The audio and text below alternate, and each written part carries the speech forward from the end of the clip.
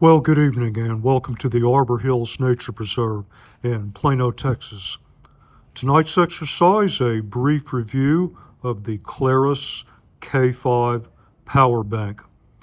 I reviewed a number of KLARUS flashlights. They reached out and asked if I would test their new K5 power bank, and you probably heard me say this before. For the most part, if it is a field test you want, a field test you shall have.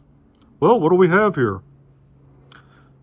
10,000 milliamp hour power bank, although I believe that typically refers to the capacity of the internal battery and may not indicate what can be transferred through USB. 157 gram, relatively lightweight. I have average size hands. You can see how it fits here. Carbon fiber wrapping for durability. You may see waterproof right there. Actually, it's IP68, but you may have an idea of what we might be doing later this afternoon and evening. USB-A out, USB-C in out. You have a digital display of the power level and a small button there that will allow you to check the level. One of the things I really liked is as the bank discharges, this display is updated in real time, so you can see how the power in the bank is being drawn down. So how does it charge? Well, if I recall from the website, KLARUS advertised approximately 2 full charges of an iPhone 15 Pro. I don't have a 15 Pro, I have a 14 Pro Max. So USB-C to Lightning, quick charging, this thing really smokes, not even much of a test. So I decided to go old school and dug out one of my old USB to Lightning cables, hooked it up. My iPhone had run down at the time to 39%. I wanted to take it down more, but I was in a real-time crunch. I really needed to run the test. So from 39 to 100%, 98 minutes. Ran the power bank down to 64%, although it had been on 64 for a while, relatively speaking. I felt that it was just about to roll over to 63. So let's just say 100 minutes, 63%, since we're all rounding here anyway. I did charge a couple other devices, both with the USB-C to USB-C and USB to USB-C. I did notice in one test that the bank was charging, went off to get coffee, came back, wasn't charging. I adjusted the connector, it was charging again. A couple minutes later, it was not charging. I took that particular cable out, took it to a USB splitter that had 4 slots, put it in, finished charging that device up, no problem. I don't know if there's an intrinsic problem or it's just an issue with that cable. So what are we going to be doing tonight? Well, I want to try a few things. You can see that this slips into a number of pockets. It'll slip into pretty much any pocket in your ruck. It's probably easy to imagine charging in a static environment where I have the charger and one of these devices set up and just laying there, not moving. Okay, but what about charging on the move? Let's imagine a scenario where I'm going to go out and do a night hike tonight, but I'm going to get started before it gets dark. So I just grabbed a flashlight here. This is going to be my flashlight tonight. Honestly, I don't even know which one I picked. Which is this? Okay, so it's the P23i. I have not charged this in a long time. I know it's got a lot of parasitic drain, so I need to top this off real well before it gets dark. So I'm going to start my hike, but I'm going to be charging this device while I'm walking. I'm going to try USB-C to USB-C, then I'm going to try USB to USB-C. And I'll probably have it inside my pack In the first part of the test, I may take it out, switch the cables, and have this whole set up in a 1 or 2 jacket pockets on the way back. You can probably charge a wide variety of devices. Let me see, I gotta grab the right cable here.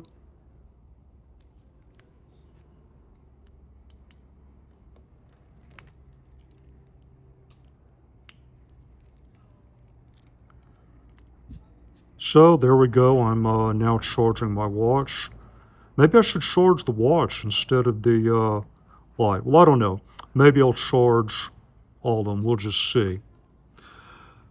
One final part of the test this evening, I want to run a bit of stress testing. Oh, it's got this nice carbon fiber wrap for durability.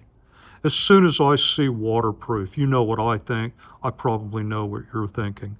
We had a lot of rain out here over the weekend. I'm expecting to find some really wet patches out here at the preserve this evening. Of course, before I do anything, I've got to check the area extremely well for snakes. It's that time of the year. I want to make sure I don't run a test and then my old buddy Marvin Moccasin or Carl Copperhead ends up scoring himself a free power bank.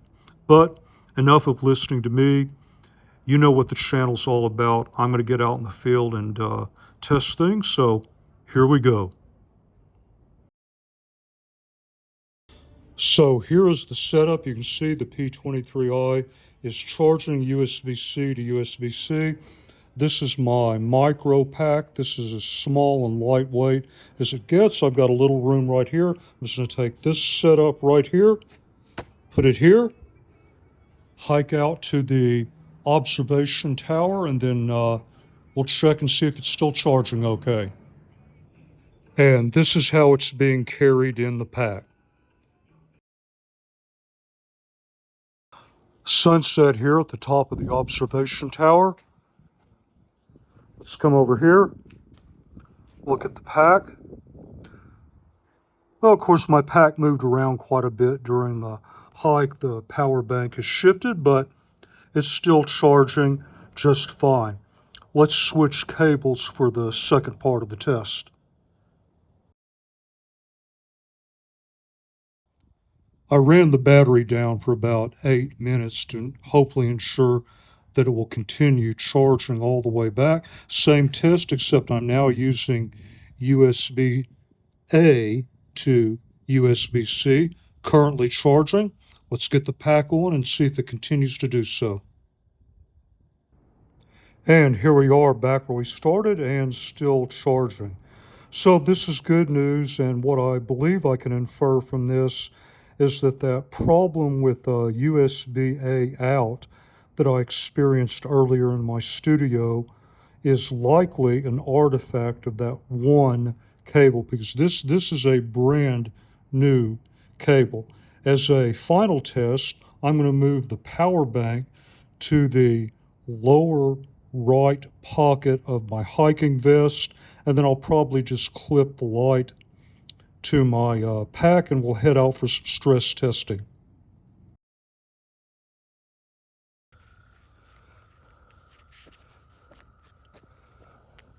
And here we go, take it out of my pocket and still going, 88%. So I'm very confident that if you are hiking and charging, you are in good shape. So let's look at some quick stress tests. Now, I don't do stress testing with the explicit purpose of breaking something. I do try to stick with worst case conditions that have actually happened to me in the past and make some attempt to find out where the edge of the envelope is. So I'm going to do a couple of ground drops. I'm going to start at roughly head height. I run about 5 feet 7 inches. So there's one drop onto relatively soft ground. Let's do a second. And there we go.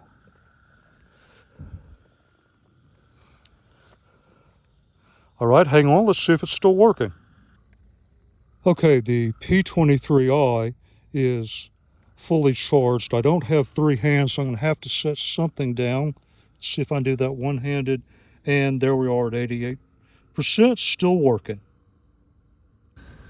So the unit is IP68, but I don't have any submersion data. Really, there's only one way to find out. Let's do something relatively simple. Instead of late spring, it's the dead of winter. My hands are cold. I get my power bank out to try. Oh, I dropped it. Let's get down here. Flip it over. All right, well, let me take it back to where we started, get it cleaned up, dried off, and we'll see if it's still working. So I let everything dry out, and here we are charging another light in my kit, everything working fine.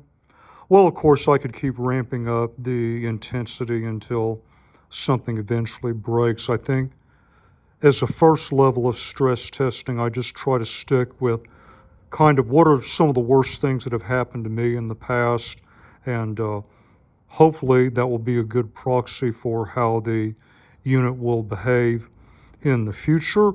Overall, I think we got a good idea of what this power bank is capable of. It certainly has the look with that carbon fiber wrap, seems to have some decent durability. I'll let you make up your own mind, and as always, until the next review, thank you very much for your time, and thank you for watching the video.